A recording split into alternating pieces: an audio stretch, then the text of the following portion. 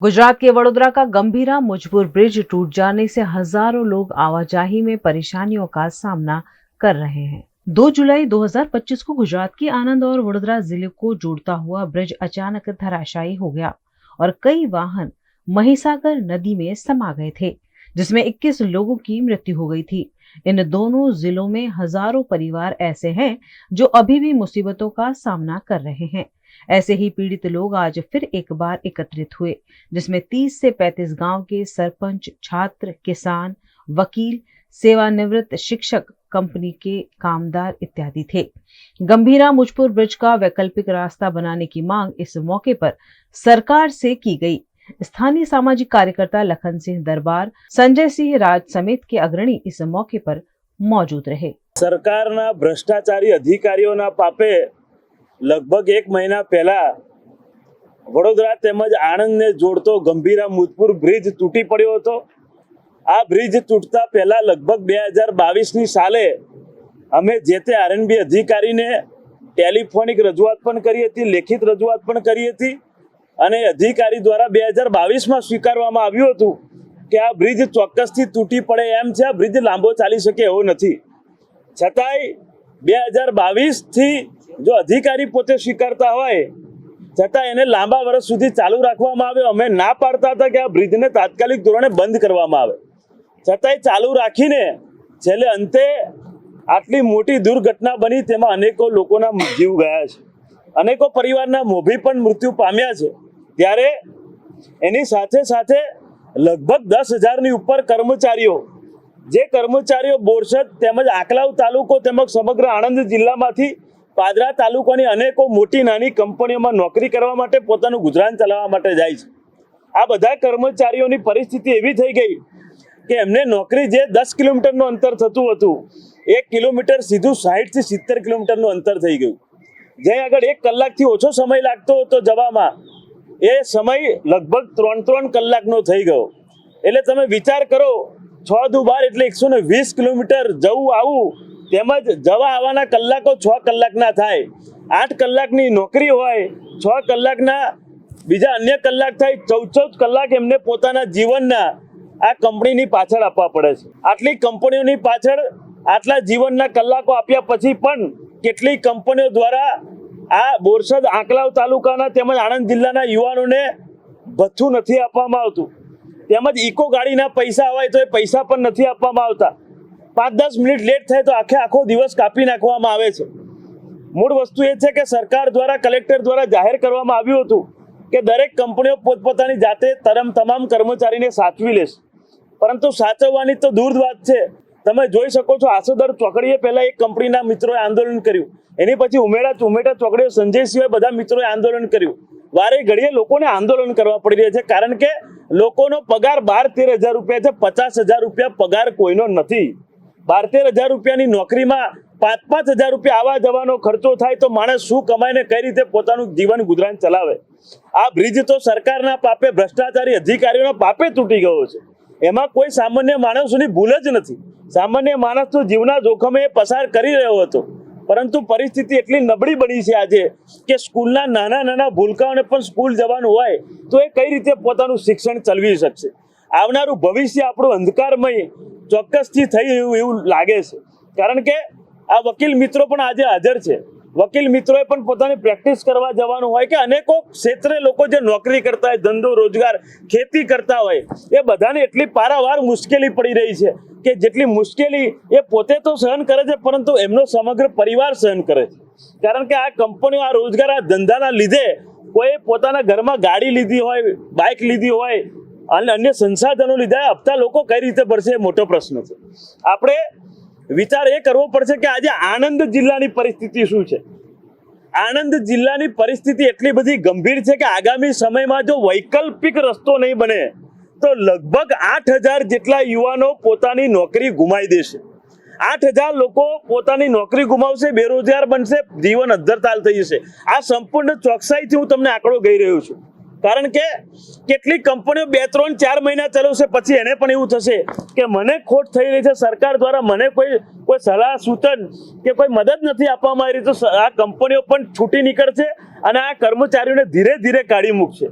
અને કેટલાય કર્મચારીઓ બિચારા પોતે નોકરી છોડી રહ્યા છે. આજે મોટી સંખ્યામાં સરપંચો, લગભગ 30ની ઉપર ગામના સરપંચો જોડાયા છે.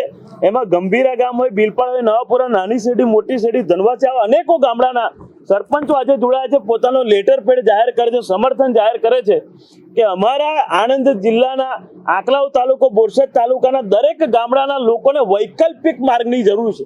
આપણે સૌએ સાંભળ્યું છે કે પ્રયાગરાજ હોય કે હૈદરાબાદ હોય, ત્યાં આગળ પીપા પુલ કરીને એક પુલની પદ્ધતિ આવે છે.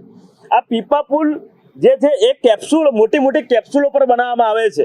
અને એ પીપા પુલ એટલો બધો ઔદ્યોગિક છે, એટલો બધો ઇન્સ્ટ્રુમેન્ટલ છે કે જેના કારણે પાણી વધે તો પીપા પુલ એની મેતે ઉપર થાય અને પાણી નીચું થાય તો એની રીતે એની કક્ષા જાળવી રાખે. આ પીપા પુલમાં અમે એવું નથી કહેતા કે મોટી મોટી ટ્રકો ને મોટા મોટા વાહનોને જવા દો. અમારી માંગણી એ છે કે આ પીપા પુલ બને, વૈકલ્પિક રસ્તો બને, જેમાં આણંદ તેમજ બોરસદ તેમજ આણંદ જિલ્લાના નોકરિયાત માણસો, ધંધાકીય માણસો, સ્કૂલમાં જનારા નાના દીકરાઓ, એ બધા બાઇક લઈને ત્યાંથી પસાર થઈ શકે, નાના વાહનો લઈને ત્યાંથી પસાર થઈ શકે. આપણે એ સદીમાં જીવીએ છીએ કે ચંદ્ર પર જીવન શક્ય છે કે નહીં, એ જો આપણે જાણી લાવતા હોય તો પછી આ જે પુલ છે, વૈકલ્પિક રસ્તો બનાવો તો ડાબી હાથનો ખેલ છે. પરંતુ મૂળ વસ્તુ એ છે કે જ્યાર સુધી લોકો જાગતા નથી ત્યાર સુધી કશું થતું નથી. આ બ્રિજ જ્યારે અત્યારે નવો બનવાની વાત છે તો આ બ્રિજ 2022માં જો તોડી પાડીને નવો બનાવ્યો હોત તો આજે આ પરિસ્થિતિ ના હોત. એવી રીતે હજુ પણ 8-9 હજાર લોકો બેરોજગાર ના થઈ જાય, બિચારા કોઈ ગરીબ ના થઈ જાય, એની પહેલા સરકાર તાત્કાલિક ધોરણે વૈકલ્પિક માર્ગનો રસ્તો કરે. જો રસ્તો નહીં કરવામાં આવે તો બહુ ગંભીરતાપૂર્વક તમને કહી રહ્યો છું, રસ્તો નહીં કરવામાં આવે તો આગામી સમયમાં 1001 યુવાનો અન્નનો ત્યાગ કરવાના છે. અમારી જોડે સંપૂર્ણ લિસ્ટ છે.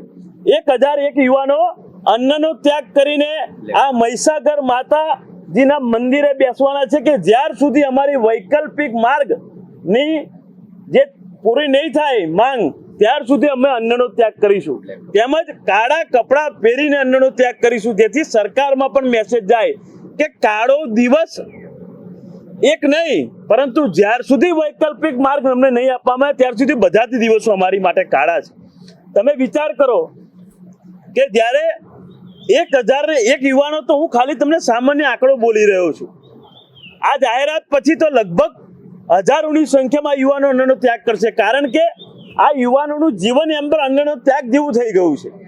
બિચારા નોકરી જાય, રોજગારી કરે, શું કરે કોઈને કંઈ ખબર નથી પડતી.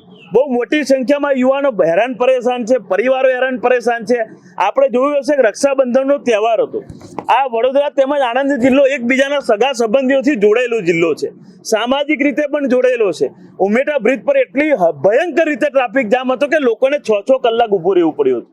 આવી પરિસ્થિતિ થઈ હતી. હું તો હજુ પણ સરકારને ચેતવણી આપું છું કે તમે જે મોટા વાહનો માટે ઉમેટા બ્રિજ બંધ કર્યો છે તો તમે તાત્કાલિક એને રિપેરિંગ કરાવો. આવા કેટલાય બ્રિજો બંધ કર્યા છે તો તાત્કાલિક રિપેરિંગ કેમ નથી કરાવતા? બંધ કરવું એ કઈ નિર્ણય નથી, એ સમાધાન નથી, પરંતુ એ બંધ કર્યા પછી એનું રિપેરિંગ થયા પછી એને કઈ રીતે ખોલવું એ મોટું સમાધાન. કારણ કે આ જે કંપનીઓને પણ એવી મુશ્કેલી છે કે મોટી બસો કરે તો આખું વાસદ ગોળ ફરીને લઈ જવા પડે. જો ઉમેટા બ્રિજ તાત્કાલિક ધોરણે રિપેરિંગ થઈને મોટી મોટી બસો પણ ત્યાંથી જાય તો પણ યુવાનો કઈક અંશે થોડીક રાહત અનુભવે, પરંતુ આ કશું જ થતું નથી. એની કારણે આજે પ્રેસ કોન્ફરન્સના માધ્યમથી જાહેર કરું છું કે આગામી સમયમાં જો કોઈ પણ પ્રકારના વૈકલ્પિક માંગનું નિવારણ નહીં આવે તો 1001 યુવાનનો અન્નનો ત્યાગ કરીશું. બીજી માંગ એ છે કે આ જે બ્રિજ તૂટ્યો છે જેમાં સસ્પેન્ડેડ અધિકારી છે, જે અધિકારીને સસ્પેન્ડ કર્યા છે એ અધિકારીઓને ડિસમિસ નથી કર્યા. સસ્પેન્ડ કર્યા એટલે અડધો પગાર એ લોકોનો ચાલુ હશે. તો આવા મોતના સોદાગરોને અડધો પગાર ચાલુ રાખીને સરકાર શું કરવા માંગે છે? આ લોકોનો પગાર તો બંધ થવો જોઈએ, તેમજ આ લોકો પર માનવવધનો ગુનો નોંધવો જોઈએ.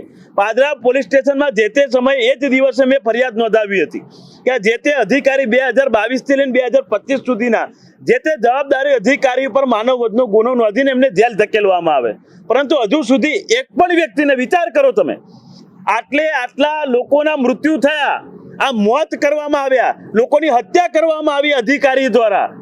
હત્યા એટલા માટે કહીશ કે એમને ખબર હતી કે આ પુલ તૂટશે, પોતે સ્વીકારતા હતા. આ અધિકારીઓ દ્વારા આટલા લોકોની હત્યા કરવામાં આવી છતાં પણ આજે એક પણ અધિકારીને જેલ કરવામાં નથી આવી, એનાથી દુઃખદ વાત કોઈ ના હોઈ શકે. અમારી માંગણી છે કે તાત્કાલિક ધોરણે વૈકલ્પિક માર્ગ તેમજ આ અધિકારીઓ પર માનવવધનો ગુનો નોંધીને અમને જેલ ધકેલવામાં આવે, તેમજ જ્યાર સુધી વૈકલ્પિક માર્ગની નિર્ણય ના થાય ત્યાર સુધી તમામ કર્મચારીઓ જે તે કંપનીમાં નોકરી કરે છે એમને એક પણ જણને છૂટા ના કરવામાં આવે, તેમજ આણંદ અને વડોદરા કલેક્ટર સંકલન કરીને આ તમામ કંપનીને સૂચના આપે, સરકારી સહાય આપે, જે આપવું આપે, પરંતુ અમારા આણંદ જિલ્લાના યુવાનોને કોઈ મુશ્કેલી ના થવી જોઈએ. અને જો યુવાનોને મુશ્કેલી થશે તો અમે જેલ ભરી દઈશું, પરંતુ આ વખતે પાછા નથી પડવાના એટલું ચોક્કસ છે.